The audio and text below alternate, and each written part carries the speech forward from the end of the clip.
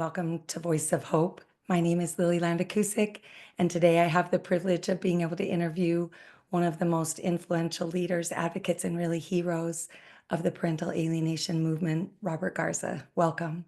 Thanks for having me. Today, we just wanted to dive right in and ask you about your story, your background, some of your accomplishments, and then if you could close with guidance that you have for those of us who have gone through it or working with cases of alienation or people that have witnessed or just want to get involved. So take it away. Well, for all of you that don't know me, my name's Robert Garza. I was a parent just like you all, went through family court, took me about 15 years, 43 plus false allegations, did home studies, psych evals, amicus attorneys, guardian ad litems, ran the whole gamut just like you all are doing. Took me 10 years to get to final trial because I wanted justice, and ended up having to learn civil law, criminal law, constitutional law. And I really saw where the loopholes were in the justice system and the way that other or attorneys teach their litigants how to, use these tactics against you with false allegations, with delay tactics and everything else. And so hopefully by the end of this podcast, you'll be able to, I can shorten that process somehow. How did you get started in alienation with your own story? I'm sure you didn't choose to be an advocate, but what made you come this far and not give up and go across so many states, talking to so many people, working with legislators? How far did your own case go? Yeah. So when I first started this process, my children were 1 and 3, and your children are the most important things in your life. And when my ex started messing with me through family court and protective orders, restraining orders, I jumped through all the hoops. And when you go through something like that, I started selling all my businesses. I had a very successful classic car museum, car business, and it all started going to attorneys. Well, all that money went away with supervised visitations and everything else. And just so you know, I have joint custody of my kids right now. I do. There is no supervision, no nothing. And but the sad part is every time that my ex would do one of these false allegations, one of these silver bullets. And that's what they call them, because all it takes is one to make your custody go from whatever you have to zero. So when I started going through this process, nothing's more important than your own children. So I had to just keep staying with it. I was like, okay, 10,000 more, 10,000 more, another credit card, sell another vehicle, until everything was gone. And then now I'm pro se. I've been pro se for about the last year and a half. And, I'm going up against board certified attorneys. So there's attorneys, and then the top 10% in any state are board certified. And so this whole law firm is board certified. And about the last year and a half, they haven't been able to do or get anything. Every time I'm in there, I always win, because you have to know the law. And a lot of people go in there and they want to tell their story to the judge and all this other stuff. It doesn't work like that. When you file something, that's what you're arguing about. And you have to keep it about that, very short, concise. That's a big thing that I've learned about all this. Before going into some of the solutions that you've been able to accomplish with laws, preventative laws that are really on a mass scale, creating a new awareness and giving victims the opportunity to protect themselves long before alienation can set in. But I'm curious about your case. What were the gaps that you see are common with alienation cases, such as falsified allegations, pathological lying, falsifying documents? What were some that you encountered? So when you first go through this, you think it's just your case. Yours is the worst one. Yours is this, yours is that. And that it's a personal thing. You have to realize this is not personal. This is how the system is set up to play. And they're all just playing the games. Now, your opposing counsel and your ex have a choice to do the right thing or not do the right thing. And by messing with you and your children's relationship and that bond, they're actually playing a very dangerous game because, you know, there's mental abuse, financial abuse, psychological abuse in whether you're withholding kids, whether you're taking that time away from them or false allegations or anything else. So it's a very dangerous game that they're playing at the time. When did you first realize that you had encountered more than just an unfortunate spiral that could be reset, or it would certainly be corrected because you're dealing with, the United States law system with all of the experts? When did you realize this is a maze and I might not get out? So it all comes, you know, everyone's in their own little world until they put the pieces together. It's almost like you have this puzzle that somebody dumped on the table. Until you start putting the frame around it, then you start seeing where things go, where they fit. By the end of what I went through, I figured out that opposing counsel's law firm ended up throwing campaign contribution parties for my judge and had her elected. Not only that, the home study person went to school with the psychologist, or I'm sorry, the psychologist went to school with opposing counsel. And so when you start putting all these things together, you're like, oh my gosh, you got to be kidding me. So you're up against all of this stuff. And what do you do when the system is stacked against you like that? So what I ended up doing was going political. And there at the end, it took me 10 years to get to final trial. I had spent over $700,000 just being able to be in my children's life. 43 allegations, never once arrested. It was all done by proxy. She went to mandatory reporters, had them report the abuse, supposed abuse. And then because those mandatory reporters would report to CPS, they would open an investigation. As soon as that investigation was open, my ex would take that open investigation number, run to get an emergency protective order, restraining order, and the courts in Texas 100% of the time would grant that. Then you would have to have your time supervised. And I took my supervision. I was like, okay, fine. You want me supervised? I'll have them every first, third, and fifth weekend, 8 hours a day. I was paying $125 an hour just to see my kids and have someone sit there and watch me play. But I was like, you know what? You're not going to break my bond with my children.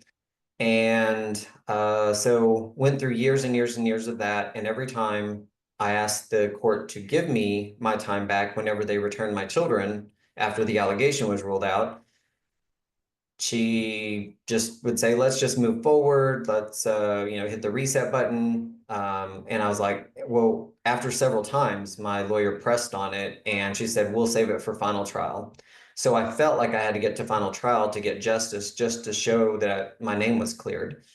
And when we went to final trial, the judge took over 100 days to rule on it, forgot pretty much what we were arguing about, I guess, because she ruled on things that neither of us pleaded for, which is a big violation. But since it took that long, I just went ahead and got my kids out of family court because they'd never known a life outside of family court. They've been at 1 and 3, and now they're, I think, 13 and 11 at the time. We finally got to final trial, and I was done. And so I could have appealed my case, but I didn't. I went ahead and just figured out how to change the law. And I went to my state senator, Angela Paxton, and gave her a bill that I had created, and it was called Time Taken, Time Back. So whenever someone goes through a protective order, restraining order, and it's been investigated, and whenever it comes out that there was no abuse found, then when they return the child, they return the time. And so what it did is, in my case, I was investigated 43 times by CPS, and they were all ruled out. But the biggest travesty to all this is that they wasted CPS's resources where they could have been investigating children really being hurt rather than false allegations. Now, the sad part about this too is that it wasted court resources from having to go in there and do all this, play these games. It wasted CPS's resources, but at the same time, if the allegation's egregious enough, CPS opens an investigation, but so does the district attorney's office. So you're being investigated criminally and by CPS at the same time. That is a massive amount of pressure whenever you know it's false, but how do you convince someone that something never happened? All I can tell you is timeline, timeline, timeline. Make a timeline, and this is all I did. And everything that happened actually coincided. It's the little details that the alienators mess up on. So, like, supposedly I was starving and dehydrating the kids, and that was about the first four allegations.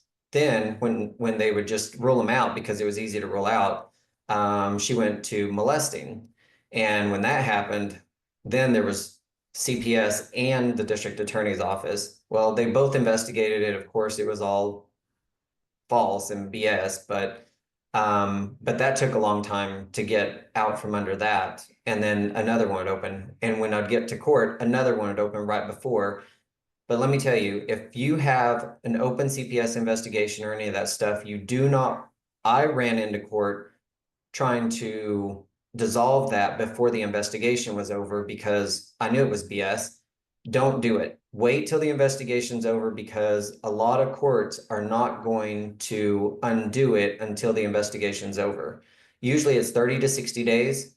It sucks. I get it. But look, I have my kids, but in those 30, 60 days, you need to surround yourself with family, friends, a lot of things like that to get you over this. And then there's a movie that just came out called We the Parents. It's a documentary. It's on YouTube. It's free. That will show anyone in your family, if you can't explain this to them, that movie will explain it to them on why people go through this. You are giving such a wealth of information, and I want to talk about your bills.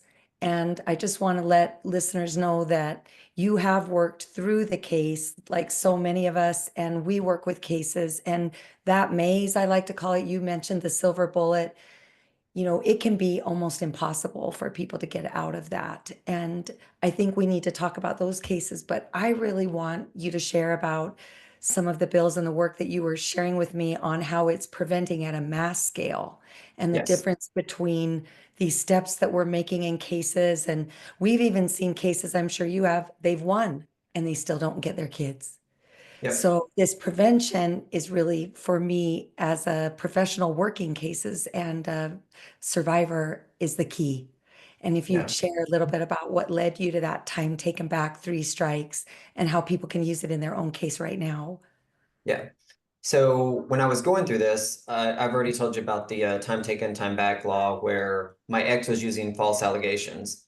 Now, I knew nothing about legislation. I knew nothing about how to get it started or anything like that. I was just a normal parent like you all. And so I thought if I went to President Trump at the time that, he could just take this and pass it federally. And that's my way of thinking then. So I went all the way to President Trump. He's like, no, no, no. He's like, this is a state thing. And I was like, okay. So I went to my US Senator Ted Cruz. And he was like, no, no, no, this is a state thing. And I'm like, but you're a US Senator. He's like, yes, but you have to go to your state senator and your state House rep to take these bills to, and they can do it. And I was like, okay, I got it. So I felt kind of defeated about that, got all the way to the highest person in the nation and told me to go back down to, my state legislator.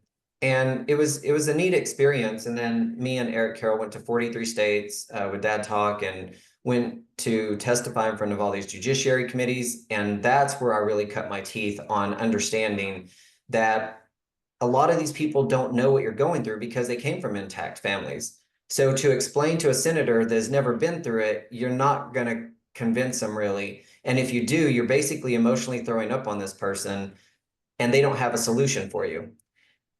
And so I came out, I look at family court kind of like a virus, and I have a vaccine for it, which is like around 8 bills right now, that any one of those would have saved you about 90% of your trouble, any one of them. I'm not telling you to take all of them to your state senator. You pick one and take that. Now, the time taken, time back bill in Texas, when I gave it to my state senator, she submitted it in the House, and I also had a sponsor in, I'm sorry, she submitted it into the Senate, and I also had a sponsor in the House.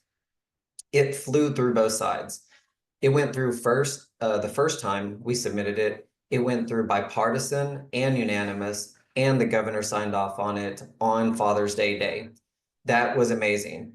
So when that bill went through in 2023, my ex stopped making false allegations. There was not another allegation after that. She started withholding, interfering with my child custody. And I'm like, you got to be kidding me. I just changed the law and now you're going to interfere with my child custody.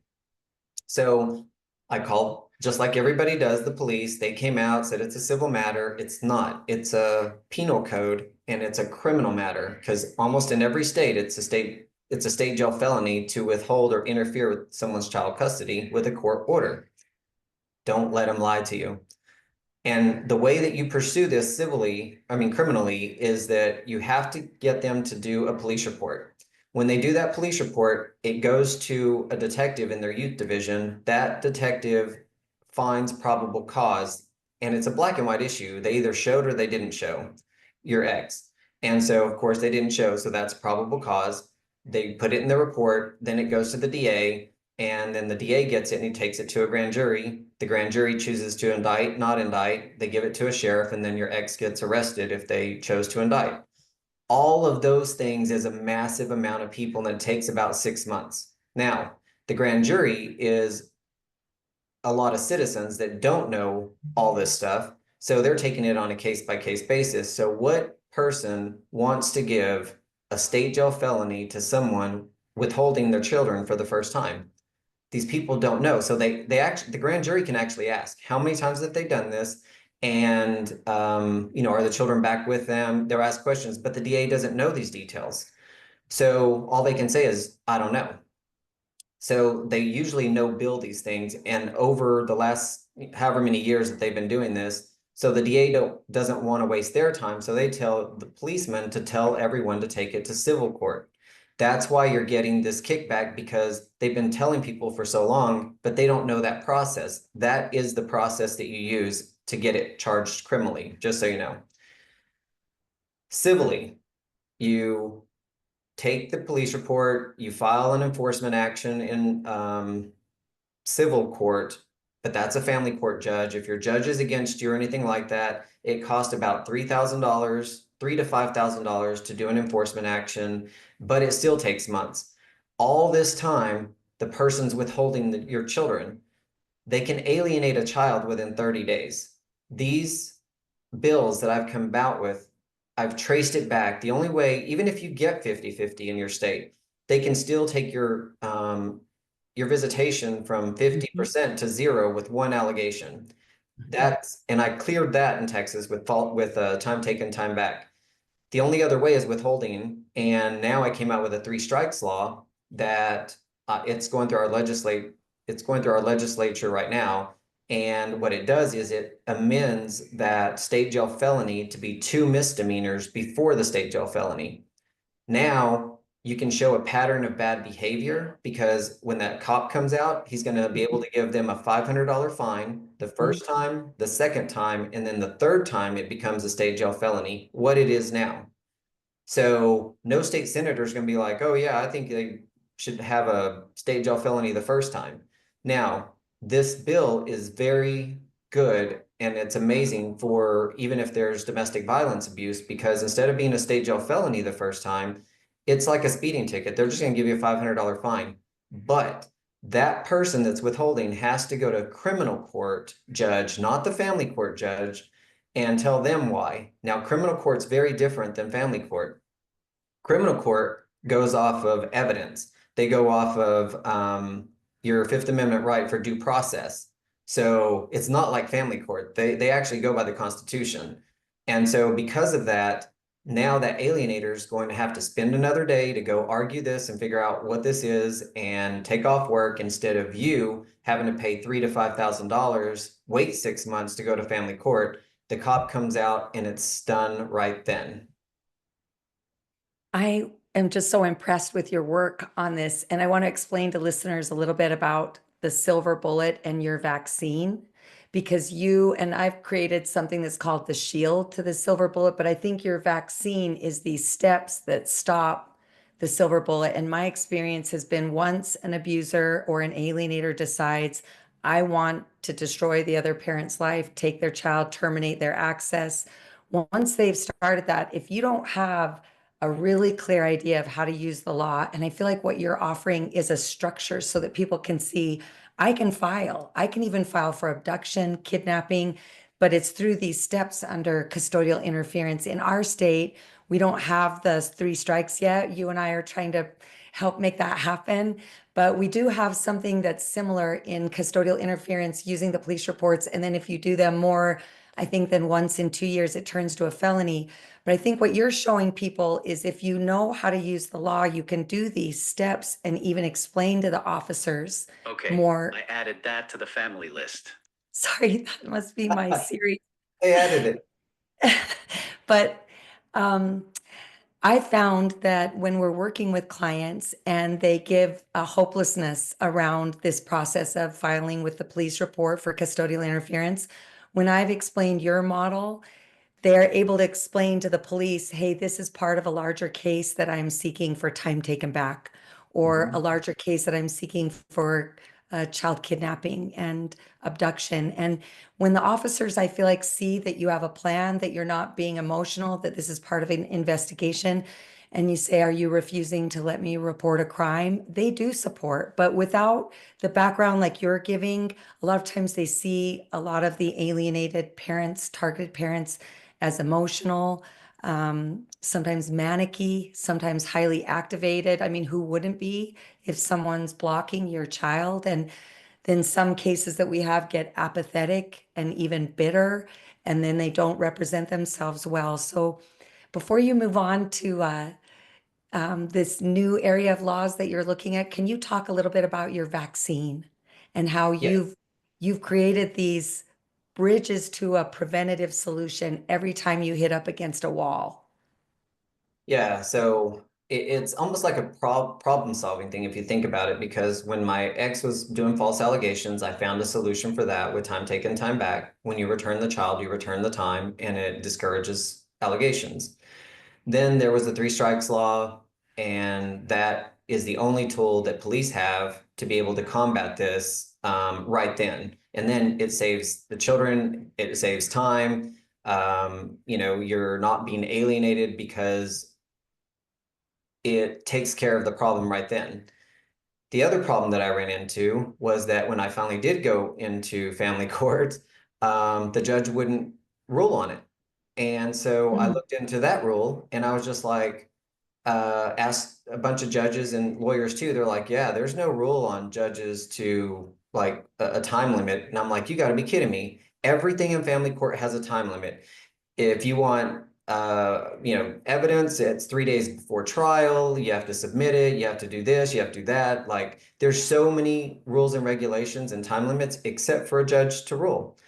So I came out with another one called a 10-day rule for lawyers. I mean, 10-day rule for judges.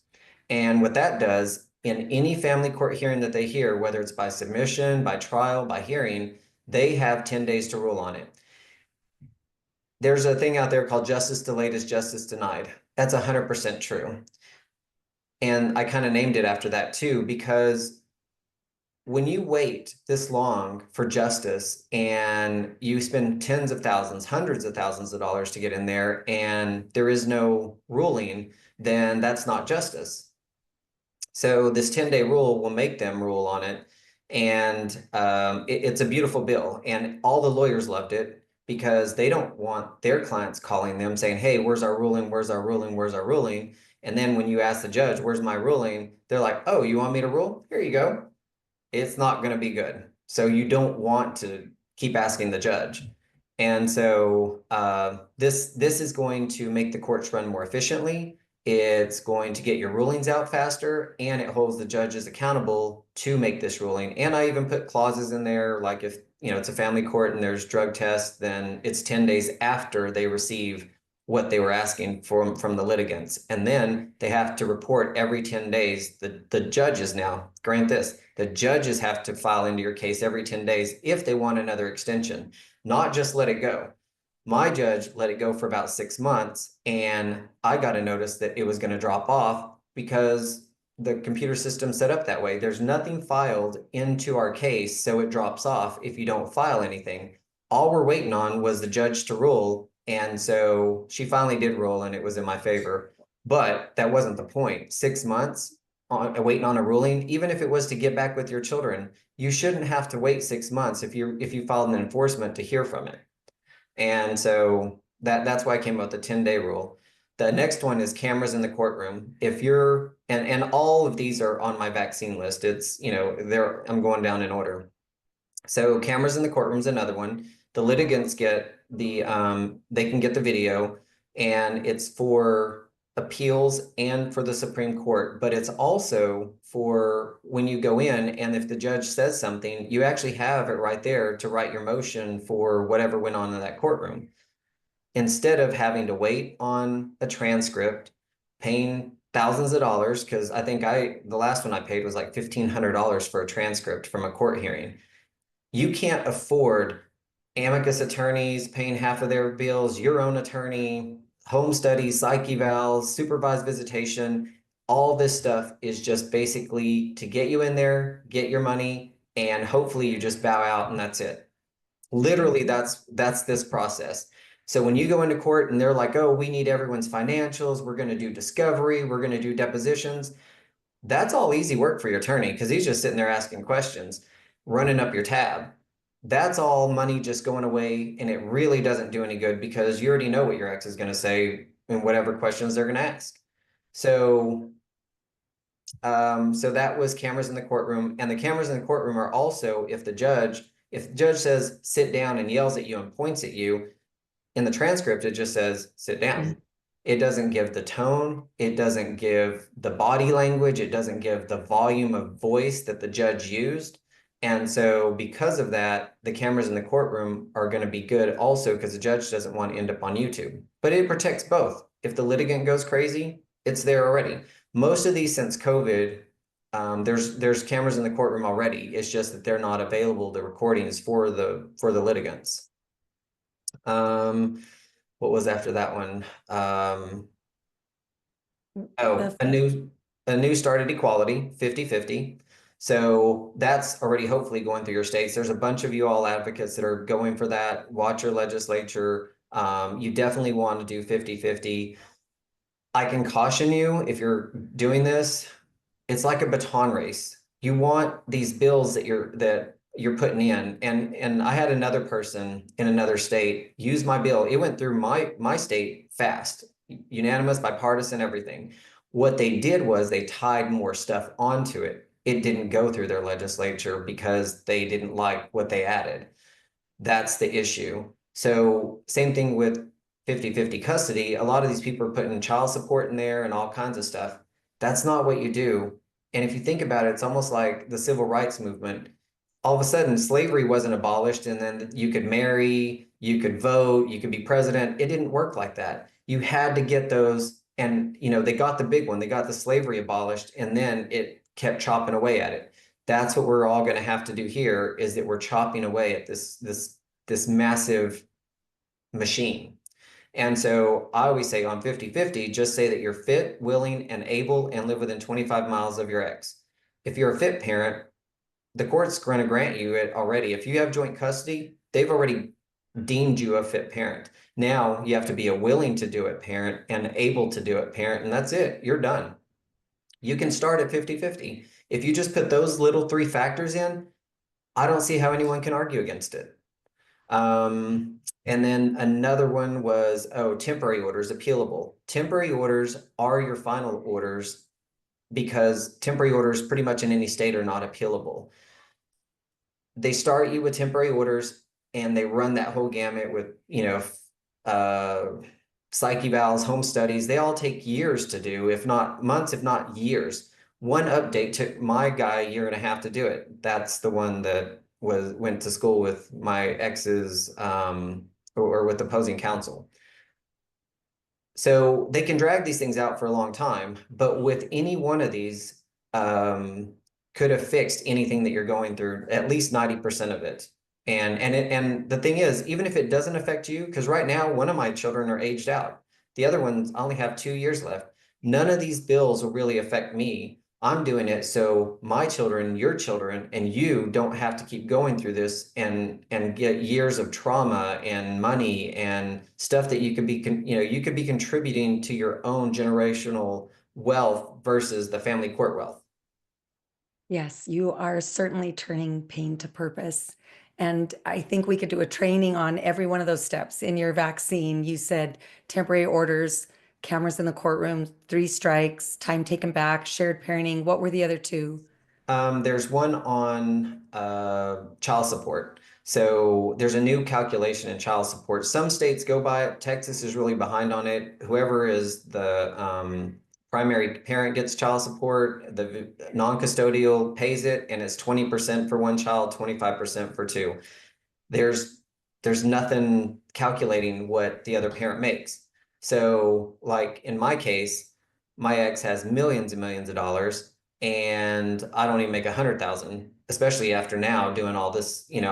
This is my primary goal is to change this in every state. And because of advocates contacting me and being able to take my bill as a solution versus just going into your state legislature and talking to them. Now, I can tell everybody, do not approach your state legislator or your House rep unless you have a solution. You do no good for you and for any of us coming behind you, because telling them what your problems are without having a solution makes them not want to hear any of us anymore.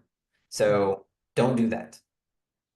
And hopefully, we can do a series of trainings because you are such a encyclopedia of information on all of these steps. I want to ask you, for those of us who may be overwhelmed and see your vision and the steps, but might not feel like they're accessible in a case right now, or the laws haven't gone through in that state yet. Utah has some of the laws in a different form, but not necessarily your exact 3 strikes. Can and would you recommend that victims of domestic violence look at including your concepts in their divorce decree preventatively, like right at the time of divorce, or even if they're starting to see signs of alienation, coercion, manipulation, blocking access, falsifying? Would you recommend even starting to include your concepts that we agree that we will never uh, commit custodial interference, that we will have cut cameras in the courtroom? Are parents able to request this without the laws in their court cases? Yes. So you can request your time taken time back, even though even though it's not a bill in your or a law in your state, because you can say, look, judge, and you have to be very humble about it. You can say, look, I know the court took my time by precaution. I get it. But in doing so, I would like that time back to repair the parental bond that was taken by precaution. When you go to a judge like that, rather than you need to give me my time, you this, you that, you're the one that helped them. That doesn't help you or your case. You have to just swallow your pride and know that you love your kids more than you hate your ex or that judge or opposing counsel or anything like that. Which brings me now, I just remembered my eighth one in the vaccine was in it's an amendment to, if there's parental alienation found or parental alienation behaviors found, then I wrote a bill that if you want it in your state, what it does is once it goes through your legislature and it becomes a law, if anyone finds any kind of parental alienating behaviors, then the alienating parent pays all the fees. They pay your court costs, your amicus attorney, your half of it. If you had to pay half the social study or the psych eval or any of that stuff, they're going to have to pay all those fees back to the court. Now, here's the big one about that. It's mostly these attorneys that are teaching the litigants how to do this, how to withhold, and nothing's going to happen. Oh, I'll write a letter to the school. I'll write a letter here, write a letter there. When that litigant gets in trouble and has to pay both fees, they're going to throw that lawyer under the bus and say, you're the one that taught me how to do this. Now that litigant and their counsel are going to be fighting back and forth because now that litigant's on the hook for all this money.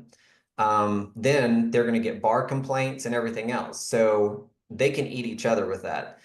But that is what is going to stop a lot of these games, because no attorney is going to want a bar complaint teaching his litigant how to do this, and then his litigant ends up turning on him because he's the one that taught him how to do it. And I think that what you're doing is addressing lack of enforcement, that there's no enforcement right now. So why are abusers doing it? Why do they keep doing it? Because they can.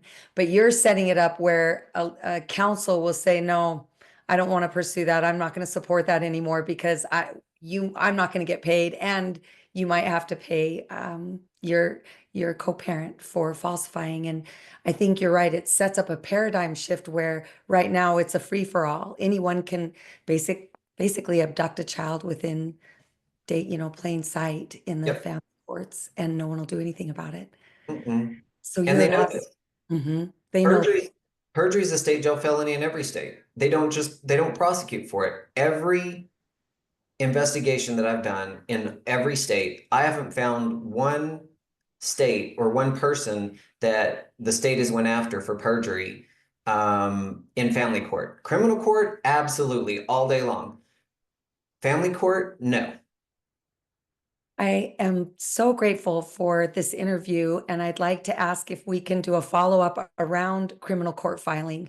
And I think if we go into that, it'll be such a broad scope that it might dilute what you've already talked about in family court. But I think that's essential. The cases that I'm seeing that are having success are doing concurrent criminal charges, even against professionals. And it's doing what you said. It's stopping a professional from saying, hey, I'm not going to support you. We just had a client contact who lost custody for falsifying. And this is the first client I've received. So they're on the side of being an abuser that was caught, probably talked into it by counsel, and now is regretting it, and on the side of an alienated parent. Yep. So this work that you're doing, I want to tell you, as a survivor, I know that if I would have had your information, I wouldn't have gone through what happened in my family with my children.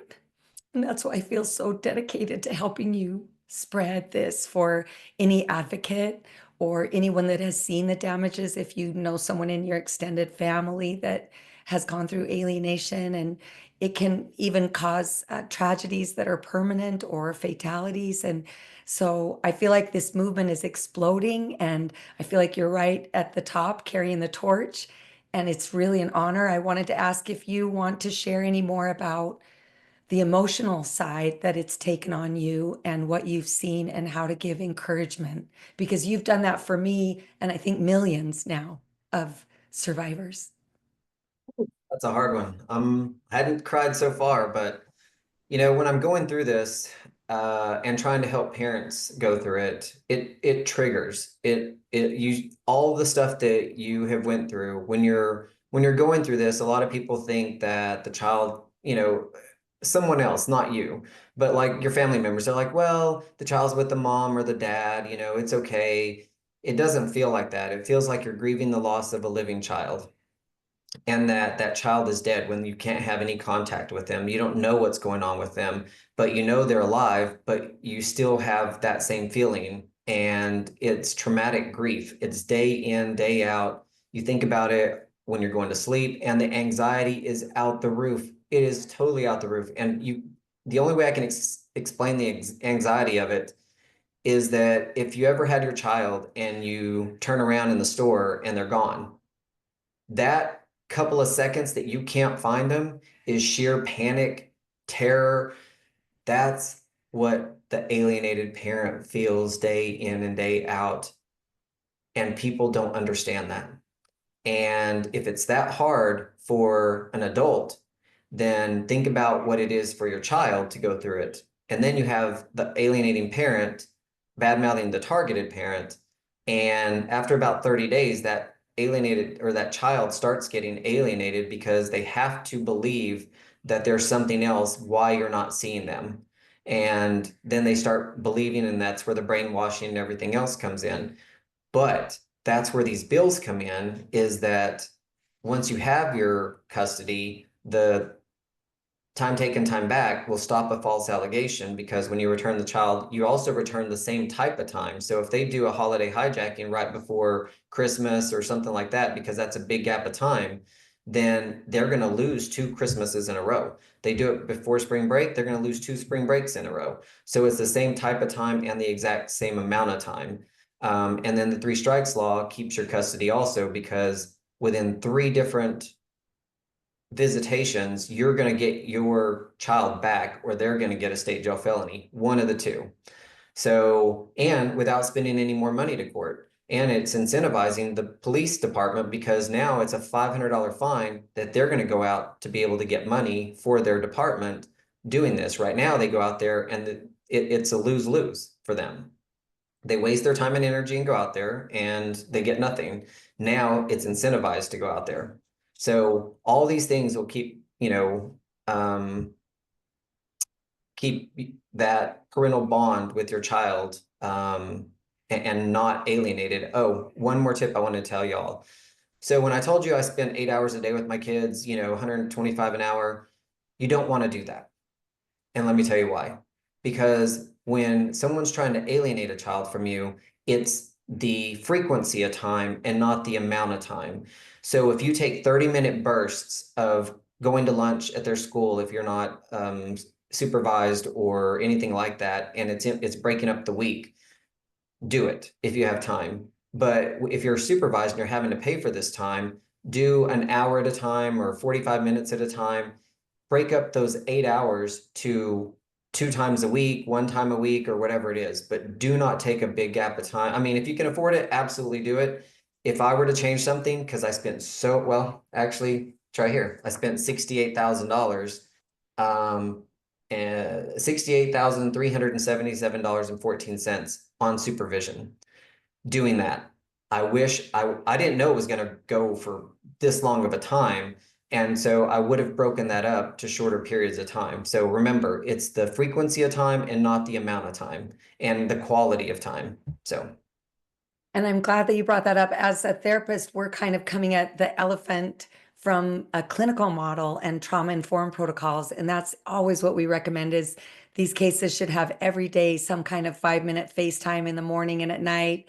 They should be doing FaceTime dinners or video chats. And, whenever anybody says, well, we've got to monitor that, well, the other parent can monitor, the counsel, there's a million ways of making sure now with technology that there's frequent contact. And we find that too, that the longer the gaps, the more irreparable. It's kind of like a wound with the bond, and it does scab over and sometimes scar over and kind of become untreatable as a clinician, especially if no one has stood up. I always find that they put it on the child to stand up when none of the, experts are standing up or stopping abuse or saying that it's wrong, that you can't do that. So why would a child, think that it's wrong? So everything that you're doing is so powerful. And I hope that we have an opportunity to go in more depth. I want to recap the parts that I remember that are so vital, but this vaccine approach where people can find out more about it, but cameras in the court, time taken back, 3 strikes,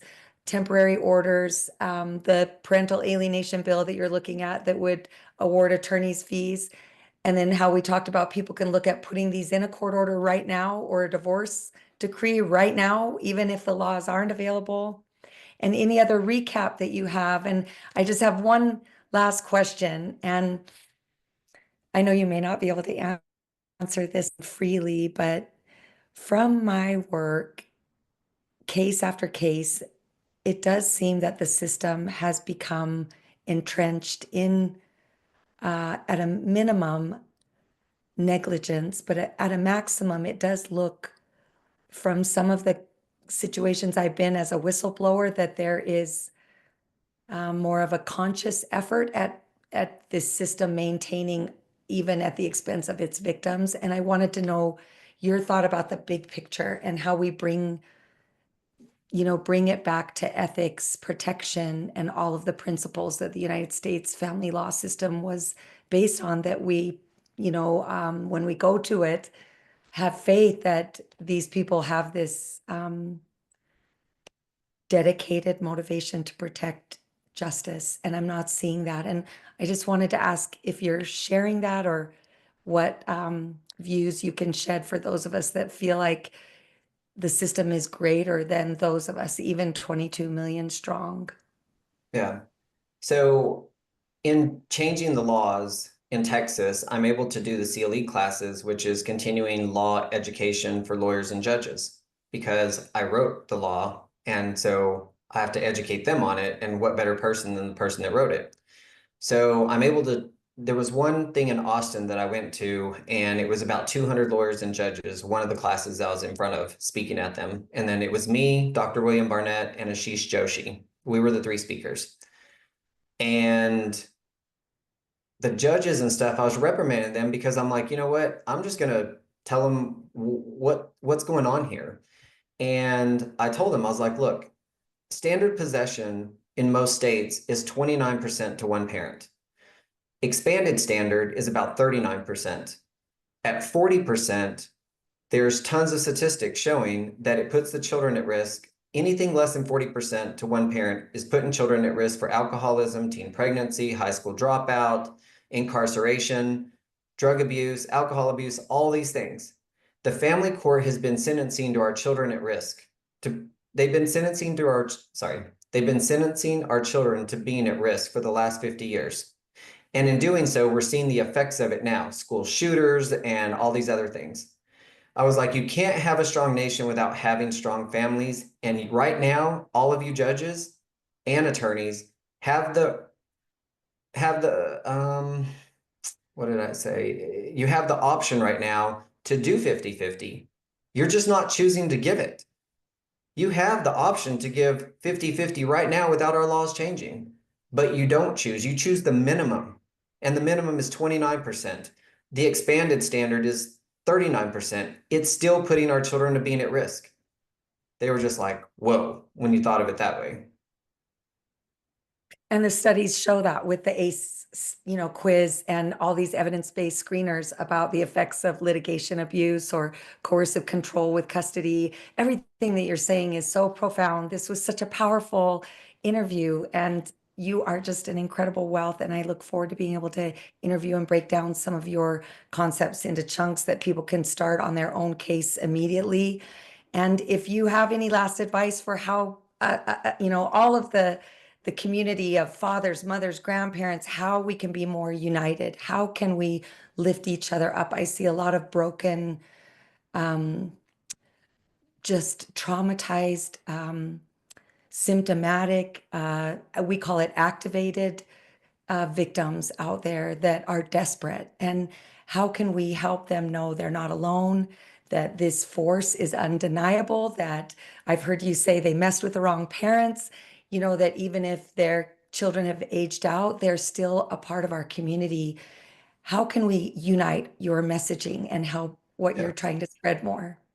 Well, you can find me on Facebook. That's pretty much where I post my things. A lot of people reshare them, or they can record them and they send them out to TikTok and a bunch of other ones, which is fine. I share anything you want. Um, We the Parents, that thing is, that's a good one.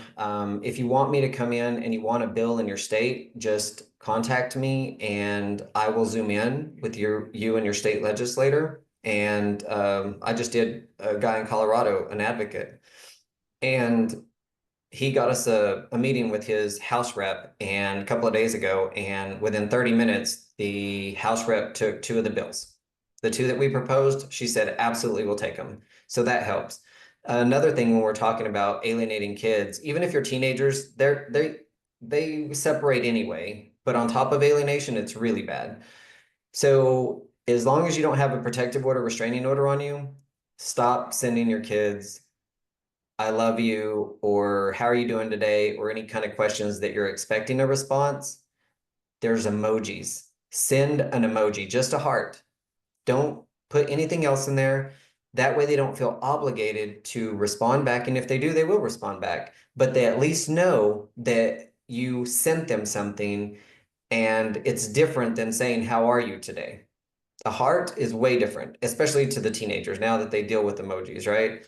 Or send, but don't if you're getting alienated, don't do something to send a response, especially if you're in litigation, because the alienator will turn anything you say against you, and they can't do it with an emoji.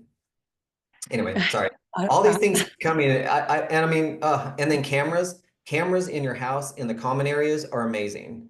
I put them in mine. They put them on 30-second bursts, and I put the schedule only when my kids are here every first, third, and fifth, and Thursdays. So I have them like Thursday, Friday, Saturday, Sunday, take back to school Monday. So I put them only to, to register then, but only in the common areas, not bathrooms, not bedrooms, anything like that. But anyway, yeah, there's so much stuff. Well, hopefully we can just keep interviewing you and put it into a series of different areas from the start through to crises to overcoming after they age out to getting involved with legislation, speaking out, sharing your story. But thank you, Robert. This has been just inspirational and such a privilege and honor. Yeah, you're welcome. Thanks for Looking having forward. me. And like I said, anybody can reach out at any time. I'm on Facebook. Yeah, And I know a lot of the concepts may seem complicated, but they're really not. You're applying the law, ethics, professional conduct, and you're giving it back to the people, back to the parents where our power is. And so you're very uh I think I can speak on behalf of the 22 million of us that you're a hero for us and a role model, and keep it up. You thank know, you. we applaud I'm, you. I'm just a parent, just like you all were. Well, hopefully we'll follow in your footsteps and we'll get to keep interviewing and sharing all the work that you're doing. And hopefully we'll see change, faster. I'm seeing an aggressive explosion now where before it seemed hopeless. So anybody out there needs to know you can make a difference like Robert, like me, whatever your piece of the puzzle is, even in just sharing on other formats, reaching out to other parents, getting involved in discussion groups. I think unifying our movement and making sure we're not splitting, that's the area that I see the greatest discord is when that pain turns against each other as victims, and we need to stay united. So thanks for carrying the torch and running through, these crazy environments with your faith. Like um you have such powerful faith, and I've at points in this journey I've lost mine. And so when I look at you and some of the other advocates, people need to know there are powerful pushers at the top that are saying we're going to change this, that the law is not some organic entity that's separate from people. We created the law. We stand for it. We protect it. The law protects the children, and that we're going to not give up until we get back there. So thank you again. Yes. Well, thank you for having me. Until the next time. All right. Signing off with Voice of Hope.